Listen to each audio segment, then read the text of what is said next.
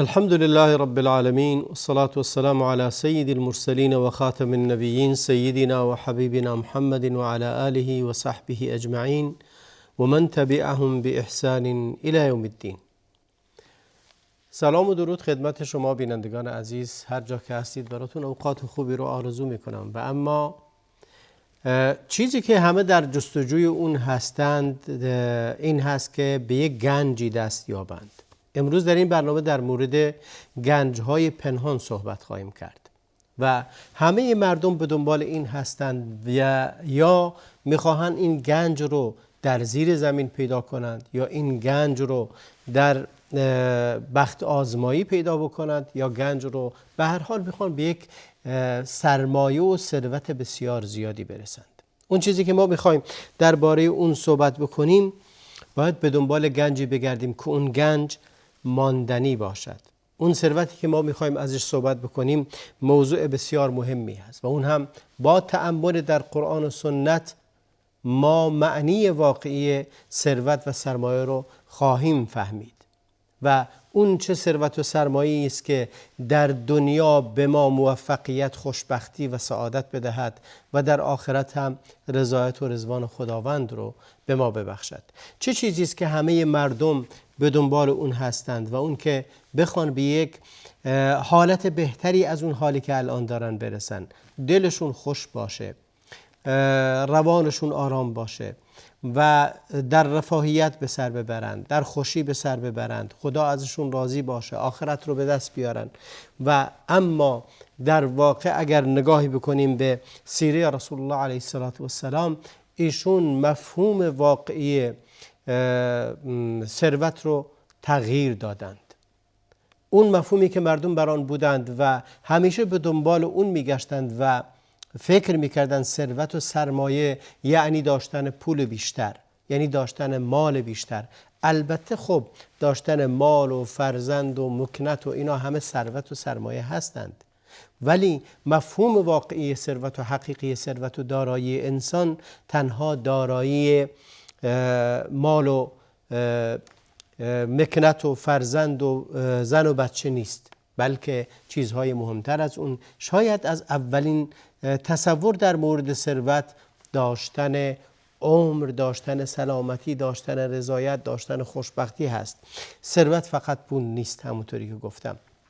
ثروت زمان ما، عمر ما ثروت هست، خانواده ما ثروت هستند، سلامتی یک ثروت هست، روح و روان ما یک ثروت هستند و علم و معرفتی که داریم ثروت هست. ما در وقتی که مفهومی رو رسول الله علیه السلام در معنی ثروت تغییر دادند، اونجا بود که گفتند که انما الغنا غنى النفس، و قبل از این فرمودند لیس الغنا بکثرة العرض ولكن الغنى غنى النفس.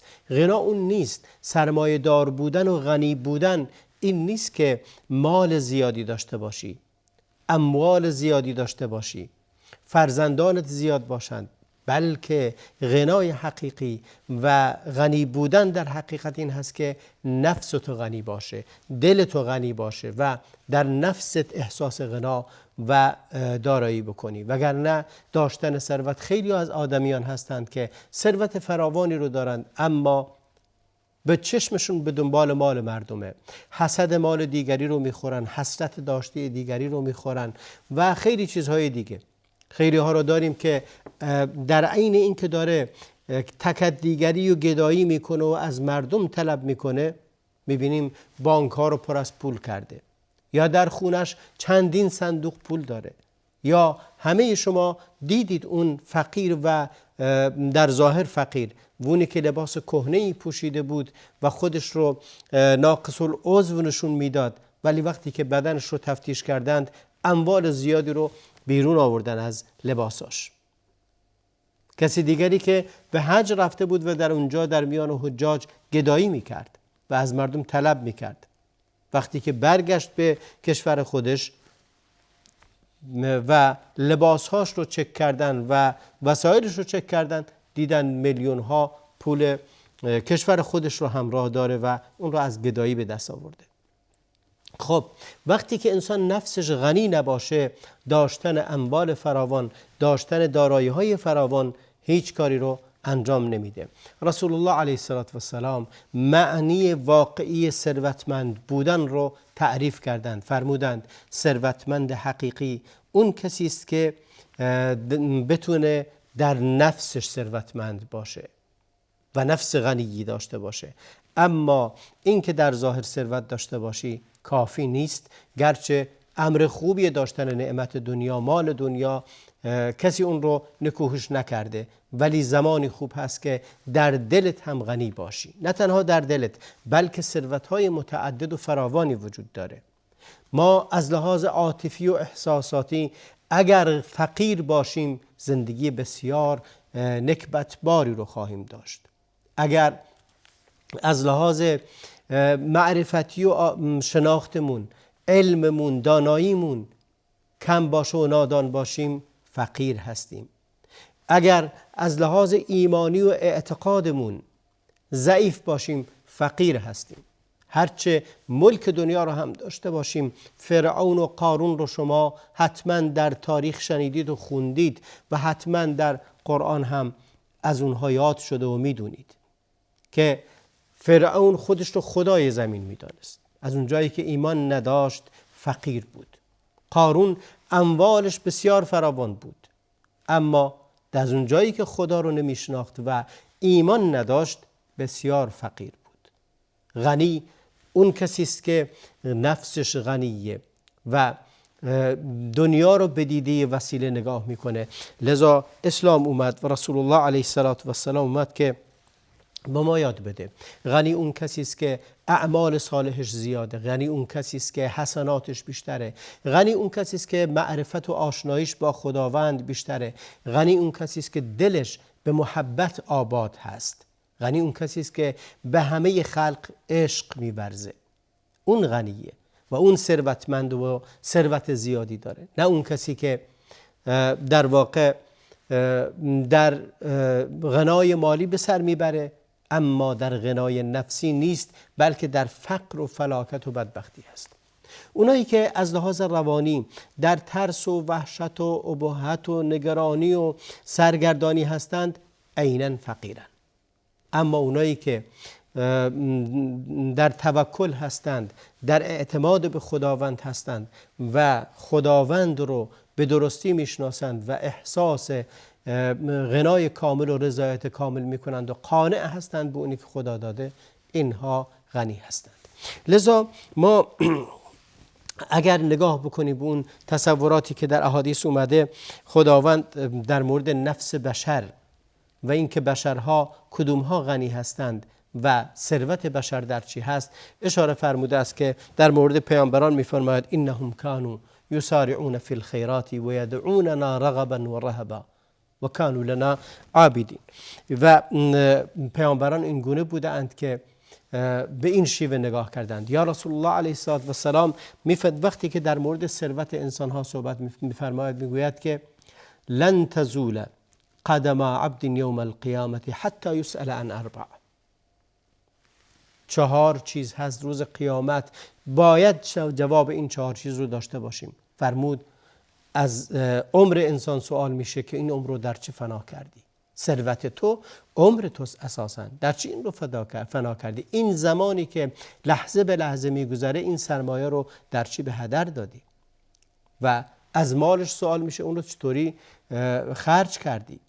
یا به تعبیر دیگری از جسدش سوال میشه، نه مال، بعداً مال میاد. از جسد اون سوال میشه، از بدنش سوال میشه، فیم ابلاه، این بدن رو چگونه به هلاکت رسوندی، رو اون رو پیر کردی و فرتوته کردی و از بین بردی.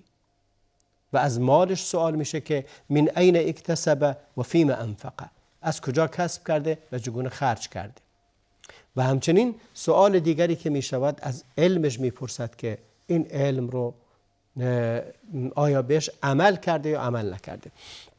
این مفهومی است که رسول الله این مفهومی رو که یا این امتحان رو از قیامت منتقل کرده به دنیا که ما در همین دنیا جواب اون سوالها رو آماده کنیم. وقتی که پیامبر ما رو به این راهنمون میسازد، یعنی به دنبال یک ثروت حقیقی بگرد که به درد تو بخورد. و به خاطر همین هم ما در این برنامه به دنبال اون خواهیم بود که ثروت‌های حقیقی رو بحث کنیم، سرای حقیقی رو بحث بکنیم که یکیشون از اونها در واقع ما در مورد 6 نوع از این صحبت خواهیم کرد. یکیشون رجاحت عقل.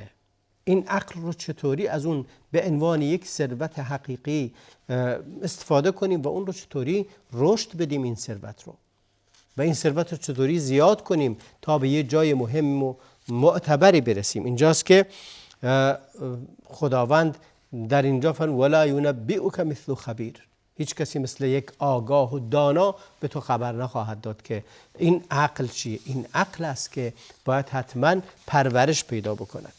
و موضوع دومی که در مورد ثروت خواهیم گفت ثروت علاقات و ارتباطات هست. اون ثروتی که انسانی که با اخلاق نیک اون، با محبتش به مردمان دیگر، با کار خیرش به دیگران دیگر دل همه مردم را همراه خود داره و در روز قیامت این مردمان هستن که همه یا به شفیع اون خواهند اومد، اون را شفاعت کنند و به خاطر کار نیکی که در حقشون کرده، و یا اینکه برای اون در دنیا دعا میکنند و محبت اون رو دارند و به نیکی از اون یاد میکنند. که یکی از دعاهای مهمی که گفته می شود و پیامبران نیز گفته‌اند واجعل لی لسان صدق فی الاخرین. این دعایی بود که حضرت ابراهیم کرد، گفت که خدایا نام نیک، این که مردم به خوبی از من یاد کنند، این رو قرار بده. لسان صدق، این که زبان صدقی در مورد ایشون گفته بشود. و پس ثروت مهمی که وجود داره ثروت ارتباطات هست. پیامبر فرمود صله رحم باعث میشه که شما هم عمرتون طولانی بشه، هم ثروتتون. که فرمود صلة الرحم منسأة فی الاثر، و فرمود که باعث این میشه که عمرتون رو زیاد کنه و ثروتتون رو افزایش بدهد. پس ثروت مهمیه. انسانهایی که ارتباطاتشون بده با دیگران، با همسایه بدن، با روبرو بدن، با همه رفتار بد دارن، این انسانها این ثروت رو ندارند. اما انسان دیگری شاید مال نداشته باشه، اما هر کسی رو میبینه تبسم میکنه، با همه دوسته، با همه ارتباط خوبی داره، ارتباطاتش ارتباطات بسیار حسنه است. این انسان هیچ وقت فقیر نخواهد بود، چون در همین دنیا اینقدر انسان داره، اینقدر آدم هستند که یا براش دعا میکنند از پشت سر، یا اینکه در تنگناهای روزگار به کمک اون خواهند اومد، و از طرف دیگه سبب انس اون و خارج شدنش از تنهایی و فراغت است. انسانهایی که نمیتونن ارتباط درستی رو برقرار بکنند و روابطشون و ارتباطاتشون بسیار ضعیف هست یا بد هست. کسی رو میبینی که با همسایه بده، با دوست بده، با آشنا بده، با فامیلش بد هست، حتی با نزدیکترین فامیلای خودش هم قطع رابطه کرده، با پدر و مادر. این انسان چگونه زندگی خواهد داشت؟ آیا این انسان میشه بهش گفت ثروتمنده؟ اگه ثروت تمام دنیا رو هم داشته باشه انسان فقیریه. دیروز یکی رو کسی از من سوال کرد، مردی که طلا فروش بود و اموال زیادی داشت و اما رابطش با برادراش بد بود، رابطش با تعدادی از فرزنداش و یکی از همسراش بد بود، و اما همه ثروتش رو به اسم همسر دیگش کرد.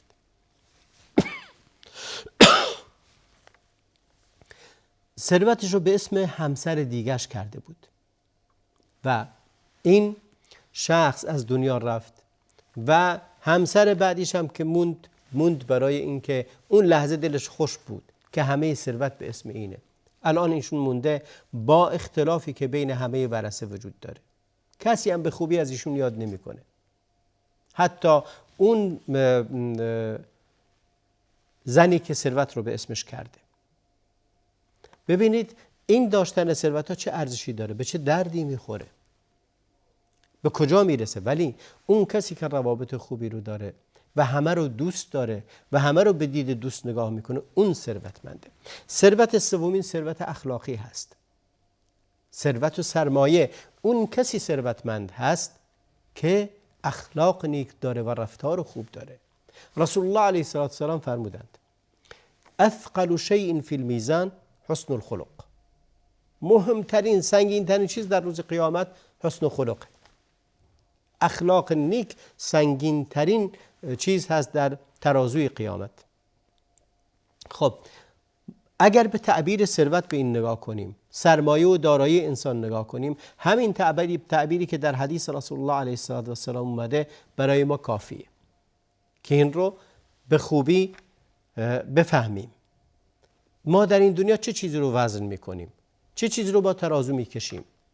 شما از طلا گرفته تا بقیه معیارهای دیگر و دارایی‌های دیگر رو نگاه کنید، به نوعی یا وزن میشه یا تعدادش شمرده میشه یا به هر شیوهی یک قیاس و یک مقیاسی برای اندازه‌گیری اون وجود داره.